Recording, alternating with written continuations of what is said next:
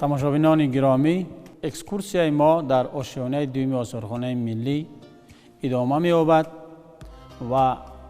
تالار اولی اکسپوزیسیای آثارخانه ملی تاجیکستان در آشیانه دوم به دولت سامانیان بخشیده شده است. زمان حکمرانی سامانیان که از سال 819 مسیحی آغاز می‌یابد و تا سال 999 میلادی ادامه می‌کند، دوره کم نظیرترین در تاریخ دولتداری تاجیکان میباشد. گفتیم که دولت سامانیان سال 819 تأسیس یافت و حدود دولت سامانیان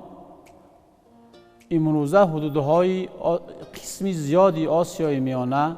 از جمله حدود امروزه جمهوری تاجیکستان، قسمی زیادی جمهوری اسلامی افغانستان و حدود امروزه جمهوری اسلامی ایران را فرا می‌گیرد. پایتخت دولت سامانیان شهر بخارا بود، ولی علاوه بر بخارا دیگر شهرها به مثل ختلان، بنجیکت، خوجند، نیشاپور، مرو، بدخشان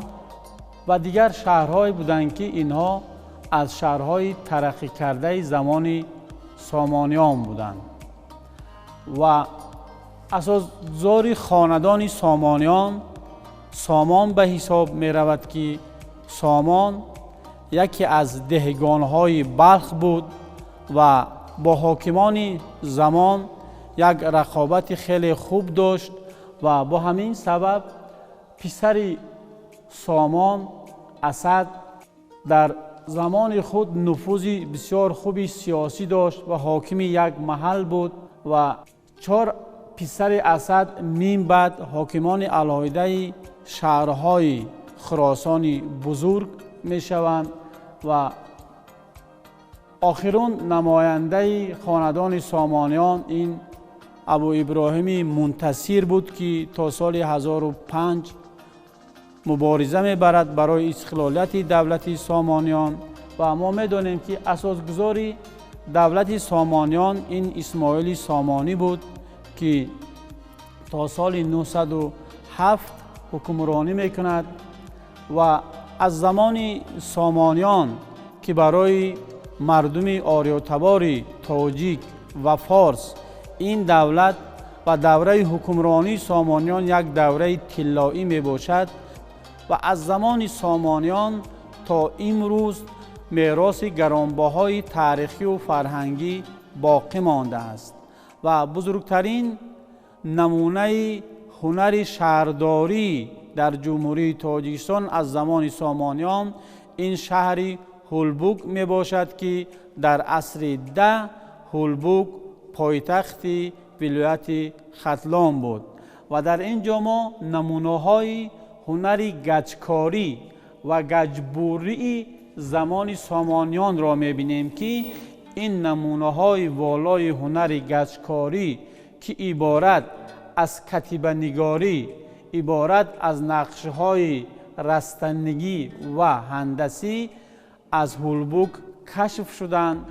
از سرچشمه‌های خطی ما می‌دانیم که حاکمان ختلان، شاهان ختلان را شهر ختلان یا شهر خودتلان می‌گفتند و به سبب نیست که از هولبوک هم تصویر گوناگون شهر پیدا شده است که ما نمونه‌اش را در این گچ پاره می‌بینیم. یکی از بازیافت‌های مهم و مشهوری هولبوک این یک ظرف فلزی است که در شکل درنده ساخته شده است و این ظرف است که برای دود دادن رستنی‌های گوناگون از جمله اسپند در قصر شاهان ختلان در هولبوک استفاده می‌شد و نمونه دیگری هنر زمان سامانیان در هولبوک این ظرف‌های گوناگون گلی منقش و سیردار می باشد که در اینجا ما یک ظرف گلی منقش را می بینیم که در داخل آن تصویر جانورها به نظر می رسد و این البته ظرف نیست ولی قالب ظرف است که در داخل آن خمیرمایه یا گلمایه ظرف گلی را میگذاشتند و در قسم بیرونی همین ظرف نقش برجسته همین جانورها پیدا می شد و در اینجا باشد ما ظرف سیرداری بزرگ حجم را می بینیم که با اون لعلی های معاصر مانند است و از بازیافت‌ها و کشفیات های قصر هولبوک معلوم می شود که هنر شیشه‌گری در زمان سامانیان در هولبوک هم خیلی نشأ و نما یافته بود و در اینجا ما ظرف‌های شیشه‌گی را می‌بینیم که از هنر شیشه‌گری زمان سامانیان گواهی می‌دهند و یکی از ظرف‌های شیشه‌گی ساتکین نام دارد که امروز آن را بیشتر در زبان معمولی استکان میگویند و ما در اینجا خویش و تباری زبان تاجیکی را با دیگر زبان‌های اروپایی از جمله با زبان روسی می‌بینیم و در قسم پایان باشد ظرف گلی است که این ظرف بلبله نام دارد و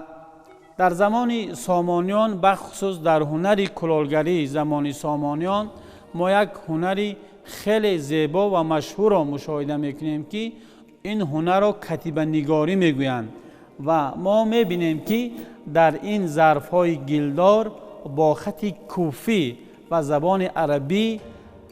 کتیبه‌ها یا نوشتارها مطابق خیلی زیبا جابجا کرده شدند.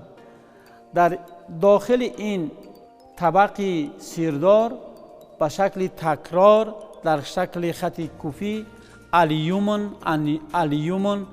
نوشته شده است که این معنای بخت را دارد، یعنی در برابر آنی که کلالگران ختلان زمان سامانیان چنین ظرف‌های زیبا را استحصال می‌کردند، آنها در این ظرف‌ها باز چنین سخن‌های حکمت آمیز و بلند مضمون را هم جا می‌کردند و در این شاهکاسه باشد که در عرفه جشن 2700 سالگی شهر کولاب از قصر هولبوک از ژرفای زیاده از 4 متر پیدا شده بود. این هم یک سخن خیلی حکمت آمیز کتیبه نگاری شده است و آن سخن‌ها این هستند که الحد من علامت الفقد، یعنی قهر و غضب این نشان باختن است، نشان بای دادن است، نشان مغلوب شدن است. و در این جا باشد ما ظرف‌های گلی دیگر را می‌بینیم که اونها هم با اون قداهای معاصر خیلی مانندی دارند و در هولبوک ما باز نمونه دیگری هنر معماری را خیلی بخوبی مشاهده میکنیم و در اینجا ما امثله عمومی قصر هولبوک را میبینیم و ما باید تاکید کنیم که هولبوک امروزه یادگاری که با نام هولبوک در دهه قربان شهید ناحیه واسع جایگیر است، این قلعه نیست و آن را به خطا قلعه میگویند. این یادگاری که باقی مانده است اصلا قصر شاهان ختلان می باشد و قصر هولبوک از قسم‌های گوناگون عبارت بود. البته بنای اساسی و دیوارهای اطراف قصر هولبوک اصلا از خشت پخته بنا شده بودند و هنگام در آمدن به داخل قصر هولبوک در اینجا یک پیشتاق خیلی منقش و با حشمت بنیاد شده بود که اطراف آن هم آرایش داده شده است و وقتی که توسط این پیشتاق و درآمدگاه اساسی به داخل قصر وارد می شدند، در اینجا فرش حولی قصر هولبوک هم با خشت‌های پخته هموار و آرایش داده شده بود. هنگام وارد شوی به قصر هولبوک در طرف راست آن در اینجا مسجد و بناهای واقع بودند که این بناها بیشتر به اشراف، به امیران و شاهان منسوب بودند در قسم چپ هنگام وارد شوی در اینجا دیگر بیناها و از جمله در قسمت مرکزی آن حوض آب بود که از این آب برای هم ساکنان و باشندگان قصر هولبوک استفاده می شد و برای دیگر ضروریت ها. و باید قید کنم که بیناها و حجره های قصر هولبوک خیلی جالب و مهم ساخته شدند. از جمله در قسمت های فرش و زیر دیوارهای قصر هولبوک ما میبینیم که در اینجا قبرهای گلی گذاشته شدند و همچنین در قصر هولبوک جا جا ما موجود بودن یک نمونه قبرهای خیلی بزرگ را مشاهده میکنیم که اینها را بدرب میگویم و بدرب در عصر ده این رول پرتابگاه های امروزه را اجرا میکرد. باید بگویم که البته قصر هولبوک این یگانه یادگاری زمان سامانیان تاجیکستان نیست و نه چندان دورتر از قصر هولبوک در حدود امروزه ناحیه همدانی هنوز زمان شوروی باز یک یادگاری نسبتاً خرد را کشف کرده بودند که این یادگاری با نام صیاد مشهور است و در اینجا ما نمونه هنری گچکاری و گچبوری از صیاد یافت شده را میبینیم که این هم از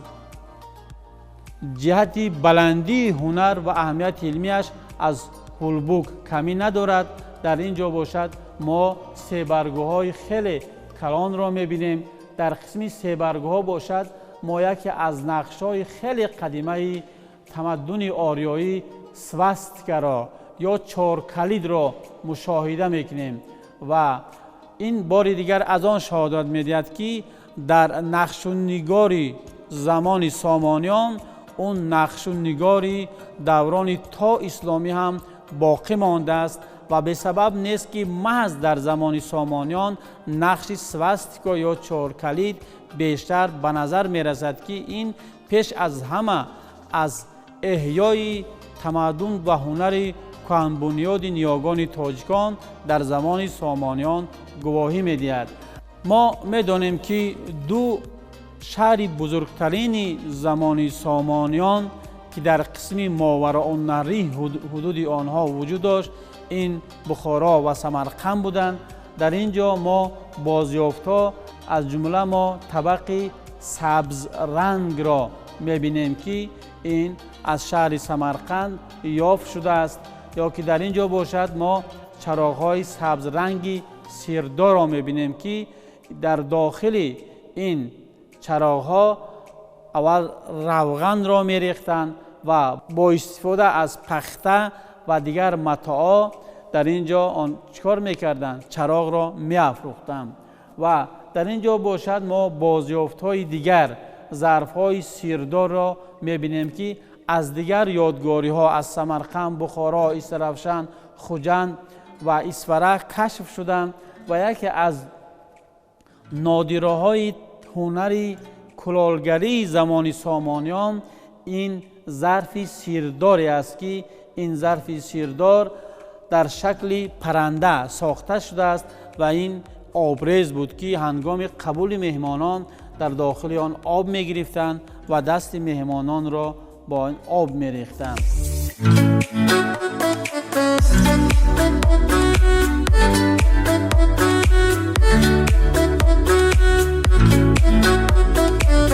در زمان سامانیان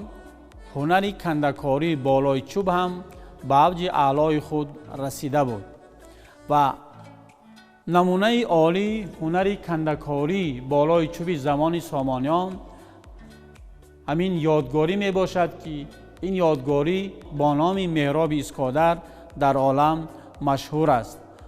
این محراب را برای همان محراب اسکادر می گویند که آن سال 1925 از جانب عالم مشهور میخائیل استپانویچ اندریف از دهه اسکادر ناحیه امروزه عینی کشف شده بود و سال 1946 آن را به شهر دوشنبه آوردند و سال 1946 همچون اکسپونات آثارخانه استفاده می شود. محراب اسکادر قدیمترین، بزرگترین، زیباترین محراب چوبین در عالم می باشد. این محراب در داخل مسجد گذاشته می شد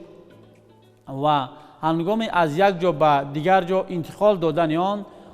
آن را می توان به قسم‌های گوناگون جدا کرد و بعد جمع کرد. ولی اهمیت جهانی و اهمیت علمی محراب اسکادر در همان است که در این محراب اسکادر نقش‌های گوناگونی کنده‌کاری شدند که این نقش‌های گوناگون را می توان اصلاً به 4 قسم تقسیم کرد و قدیمترین نقشی که در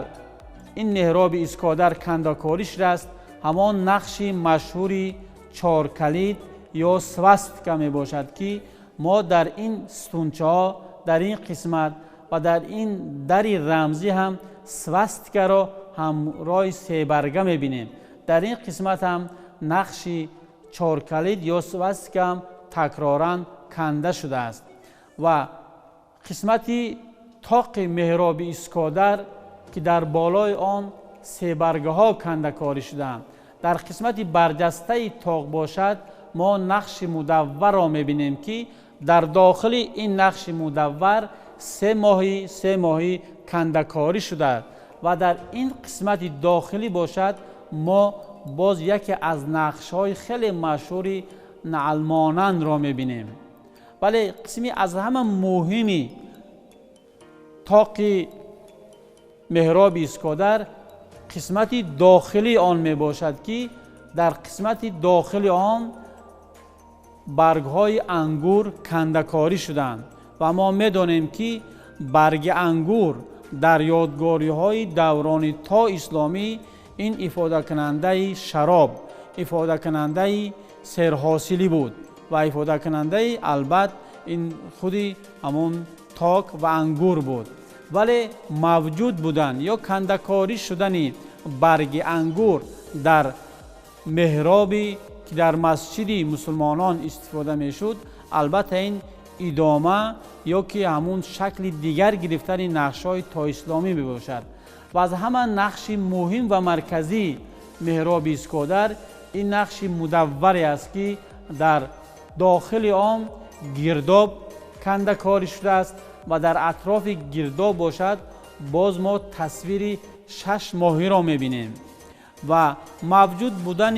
نقش مرکزی محراب اسکادر در شکل گرداب و ماهیان در اطراف آن البته این رمز و معنای گوناگون را دارد و امروز این نقش مرکزی محراب اسکادر که رمزی رسمی آثارخانه ملی تاجیکستان هم قبول شده است پیش از همه افاده کننده مهمیت و اهمیت این و فرهنگ و اخلاق انسانی می باشد و چطوره که انسان وقتی که فرهنگ خود را، وقتی که هویت خود را، وقتی که اخلاق خود را از دست می دهد آن قیمت انسانیتش کم می شود و وقتی که ماهی یا که آب از گردش می ماند در این حالت یا که ماهی را وقتی که از آب بیرون می برارند این ماهی می فوتد و این نقش مرکزی محراب اسکادر به حساب می رود که چنین یک حکمت خیلی بلند دارد. محراب اسکادر در علم اپیگرافیکا یا کتیبه شناسی عالم هم مقام مخصوص را دارد زیرا که در این محراب اسکادر یک متن کنده‌کاری شده است. البته این متن دینی است و ولی این متن در یگام کتاب دیگر به نظر نمی رسد و عالمان زیاد خواستند که این متن را از دیگر کتاب ها هم یابند و با آن مقایسه کنند ولی از نقطه نظر متن شناسی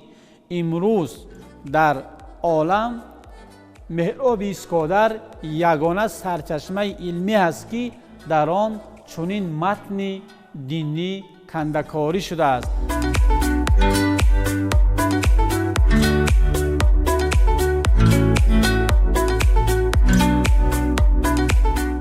باید بگویم که عصرهای 9 و 10 یعنی زمان دولتداری سامانیان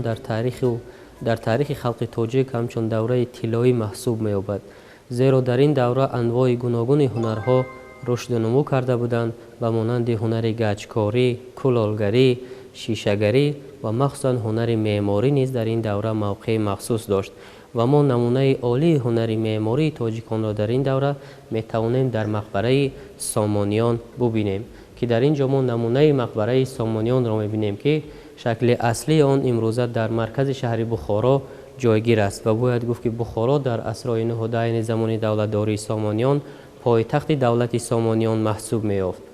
و مقبره باشد از اصلا مصالح اساسی آن از خشت پخته ساخته شده است و مساحت عمومی آن یعنی 10 در 10 را در بر می‌گیرد و مقبره از 4 طرف درآمدگاه دارد که هر یک درآمدگاه آن به یکدیگر شبیه هستند و در قسمت بالایی مقبره باشد یک گنبد بزرگ و 4 گنبدچه خرد نیز ساخته شده است و در قسمت بالایی مقبره چگونه که ما می‌بینیم سوراخی ها یعنی ساخته شدند که اصلا هدف اساسی از ساختن چنین سوراخی ها این برای داخل شدن نور و یا روشنی آفتاب به داخل مقبره می باشد که داخل مقبره را از نمناکی امین می دارد و در داخل مقبره باشد خود اساسگزار دولت سامانیان اسماعیل سامانی و چند تن از امیران این دوره گرانده شده است. مقبره از لحاظ شکل معماری بسیار هم با یک صنعت بلند معماری ساخته شده است و خشت‌های آن چنان با یک مهارت بلند چیده شده‌اند که وقتی که ما از دور به این مقبره می‌نگریم به مانند یک سبد بافته می‌نماید و حتی در بعضی سرچشمه‌ها مقبره سامانیان را همچون آثارخانه خشتکاری نیز می‌نامند، زیرا از لحاظ شکل معماری بسیار هم با یک هنری بلند ساخته شده است. یعنی میتوان گفت که 1000 ساله ها از عمر این مقبره گذشته است و به همون شکل اصلی که بود تا حال پابرجا باقی مانده است و امروز در آثارخانه ملی تاجیکستان نیز نمونه آن به نمایش گذاشته شده است.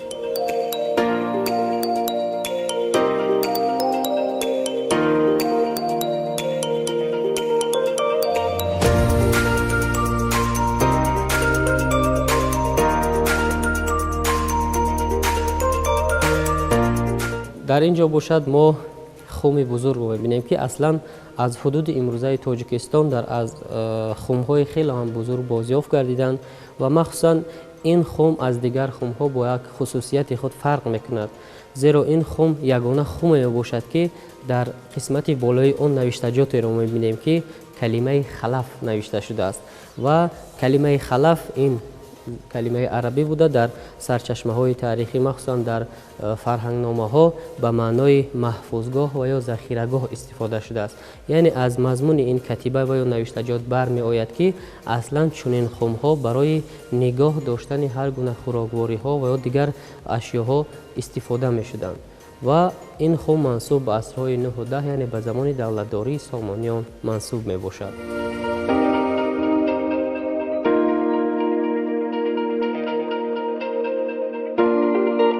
خب تماشابینان گرامی میگذاریم به گوشه دیگر و این گوشه تالار باشد به یکی از مصوره های خیلی هم مشهور، مصوره که با نام مراجعت شاه اسماعیل سامانی به لشکر نام دارد، یعنی معلومات میدهد. رسام توانسته است در این مصوره تمام همه اون ابرازهای بدیعی وابسته به امیر اسماعیل سامانی که با در تن لباسهای فاخر جنگی در بالای اسب سوار و لشکرش را به جنگ راهنمایی کرده ایستاده است تصویر نماید.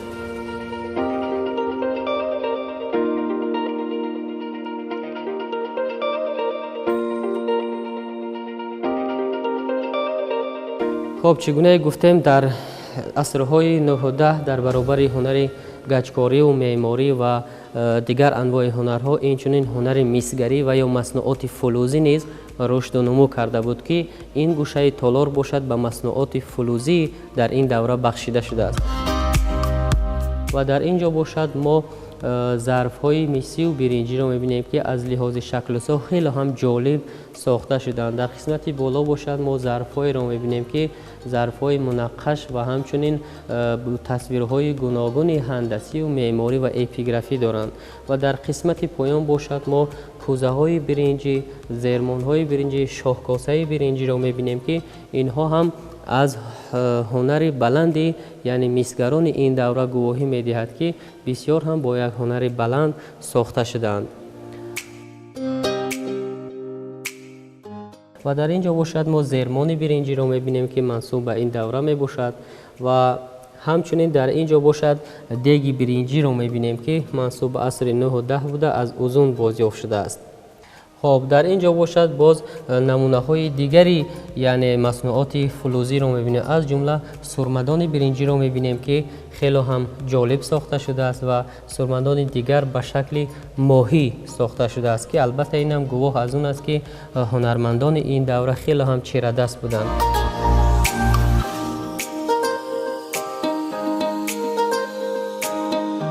و در قسمت بالا باشد ما رسم‌های یکی از مشهورترین یادگاری این دوره مقبره و مدرسه خواجه مشهد رو می‌بینیم که این یادگاری امروزه در قسمت جنوبی تاجیکستان در دهه صیاد ناحیه شهر توز واقع گردیده است و نمونه یا امثله مقبره و مدرسه خواجه مشهد رو ما می‌توانیم در قسمت مرکزی تالار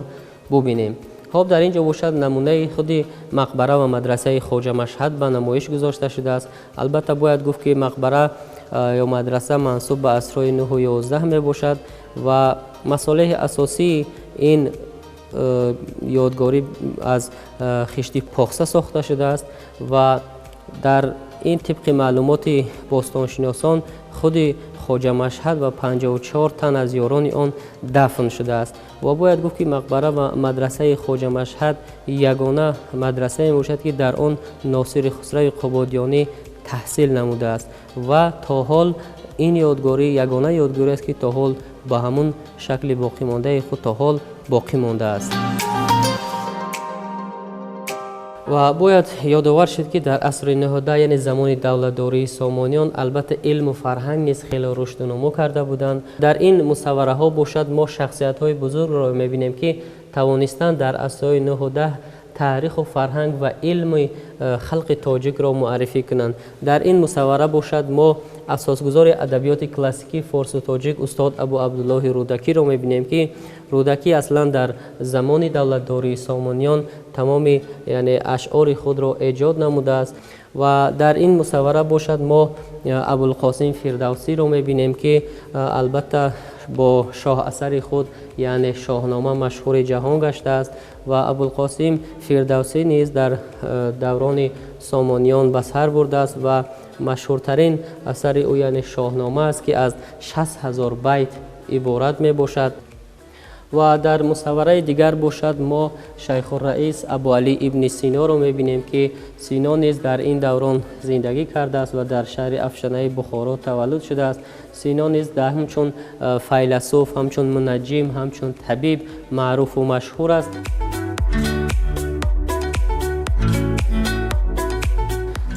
در این گوشه باشد ما لوازمات حربی در عصرهای 14 و 15 را می‌بینیم که اصلا آنها از جوشن یعنی تیر و کمان، سپر و کلاه عبارت بودند. در این مصوره باشد ما قهرمان خلق تاجیک تیمور ملیک و جلال الدین را می‌بینیم که این مصوره نیز از جانب اساسگزار صنعت رسامی تاجیک یعنی کمیلین به تصویر رسیده است و در این مصوره نیز قهرمان خلق تاجیک تیمور ملیک و جلال الدین با در تن لباس‌های فاخر جنگی بسیار هم با یک صنعت بلند رسامی یعنی تصویر یافتند.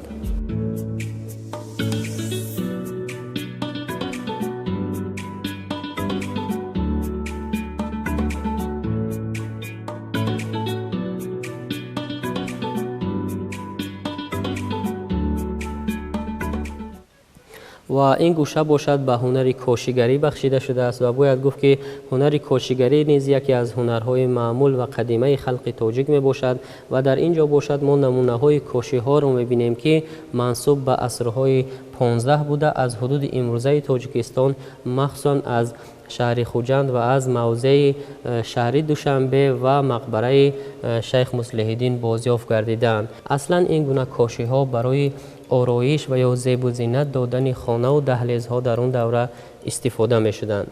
و در قسمت بالا باشد ما چوب کندکاری شده کتیبه دار رو می بینیم که آن نیز از حدود مقبره شیخ مصلح الدین بازیافت گردیده، منسوب به عصرهای 14 و 15 می باشد.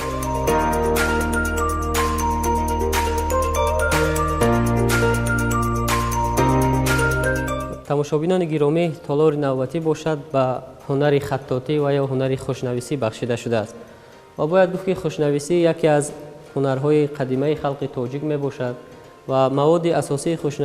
خوشنویسی این پیش از همه سیاهی، رنگ، کاغذ سفید، قلمدان، نی قلم و دیگر ابزار خوشنویسی می باشد. اصلا برای خوشنویسی از جانب متخصصان ساحه یعنی رنگ ها و یا خط های گوناگون به وجود آمدند که آنها را در تاریخ با نام خط های ششگانه مشهور هستند که این خط ها اصلا به مانند خط نسخ، نستعلیق، رقا، ریحان، کوفی و سلس می باشند. و در این گوشه تالار باشد ما طبقه‌ای را می‌بینیم که از سنگ‌های مرمر سفید و سیاه ساخته شدند و در گرد و اطراف این طبقه‌ها باشد با خط‌های عربی و فارسی نوشتجات‌ها درباره فضیلت خوردن طعام با یک خط زیبا کتابت شده‌اند. در یکی از این طبقه‌ها باشد چنین نوشته شده است که نه چندان پر خور که از دهان برآید و نه چندان کم خور که از ضعف جانت برآید. و در قسمت بالایی باشد ما نمونه های خوشنویسی رو می‌بینیم که با یک خط زیبای نسخ و نستعلیق کتابت شدند و اینها اصلا ابیات و یا شعرهای کلاسیکان فارس و تاجیک ما میباشند. در قسمت بالایی باشد ما خوشنویسی های زمان معاصر رو می‌بینیم که بسیار هم با یک هنر بالا خوشنویسی شدند. در این عکس یکم باشد ما کلمه الله را می‌بینیم که 6 مراتب حکاکی شده است و در این عکس دوم باشد ما کلمه تاجیکستان را می‌بینیم که 3 مراتب به شکل گل یعنی خوشنویسی شده است. در عکس دیگر باشد کلمه محمد 22 مراتب کتابت شده است و در عکس دیگر باشد این کلمه دوشنبه بسیار هم با یک شکل زیبا کتابت شده است و آخران باشد تاجیکستان به شکل کتاب کشاده کتابت شده است که البته این از رشد هنر خوشنویسی در این دوره گواهی می‌دهد. در اینجا باشد لعلی میسی منقش رو می‌بینیم که اصلا همه این ظرف‌ها منسوب به عصرهای 19 و 20 می‌باشند و در اینجا باشد ما لعلی‌های میسی منقش و همچنین چایجوش میسی رو می‌بینیم که منسوب به عصرهای 19 و 20 می‌باشند.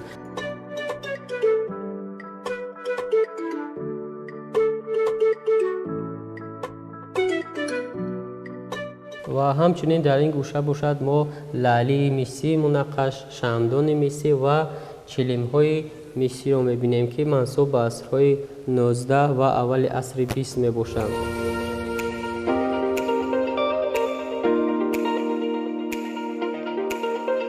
در این گوشه باشد کلکسیای سماورهای میسی منقش به نمایش گذاشته شدند که خیلی هم دقت جلب کننده می‌باشند. و یکی از جالبترین سماور میسی منقش که خیلی هم با شکل بزرگ ساخته شده است که در قسمت مرکزی این تالار به نمایش گذاشته شده است بیشتر دقت تماشابین را به خود جلب می‌کند. این سماور نیز از لحاظ شکل هنری خیلی هم با یک هنر بلند ساخته شده است. چگونه که ما می‌بینیم در روی این سماور البته نقش‌های گوناگون تصویر یافتند و همچنین در گرداگرد آن باشد از سنگ‌های قیمت‌بها آرا یافته.